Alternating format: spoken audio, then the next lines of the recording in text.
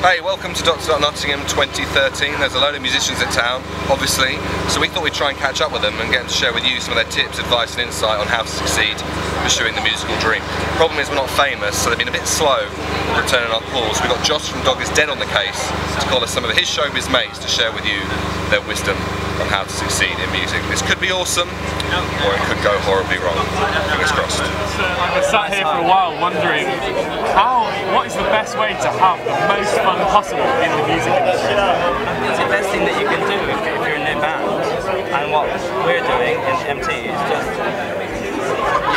should do whatever you want to do and not really worry about anything else. I think it's all about authenticity. The main thing is that you should always be satisfied with what you're doing and just in yourself, and that's the first thing. And if you've satisfied that, then it doesn't really matter if everyone's on mental or not, because you've satisfied yourself. And I think that's the truth. Maybe to everything.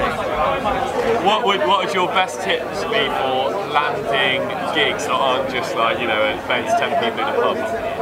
I would say, and this is advice from someone else actually, but I think it's important to make friends with the promoters at shows.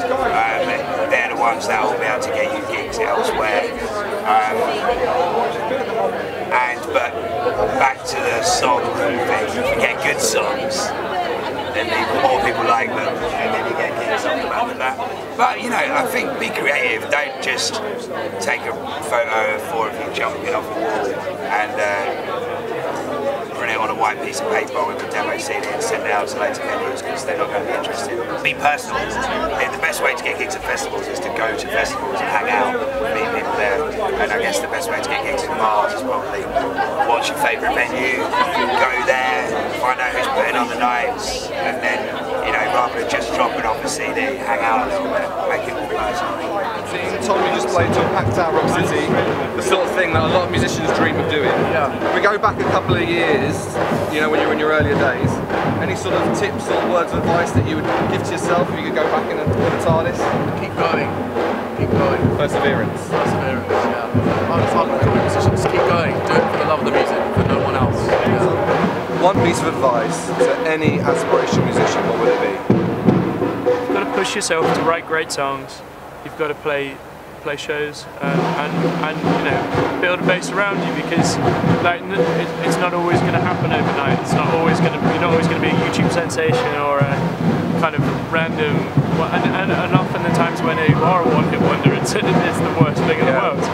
So or an instant success or whatever. So I think the key to how far we've got and the success that we've got so far is just working really hard to make sure that that we've got the right songs that we're really happy with, but as best that they can be, and the live show is awesome, and just keep working at it. It's taken a while, but sticking at it. I'd like to ask if you've got any tips for new bands getting into the industry, trying to get their first shows, write their first songs, that kind of thing. I guess the only one actual tip I'd ever give is to just take the time if you're ever planning on releasing music, because it could come back to haunt you.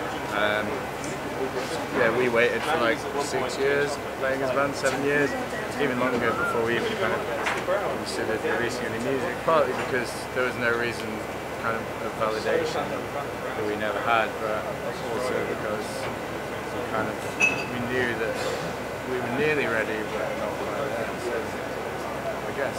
So take your time, be careful what you put out into the public. Exactly, because especially now we're all born of the internet age and blogs and YouTube and everything. As soon as it's out there, then everyone has it, so keep it to yourself and keep it real.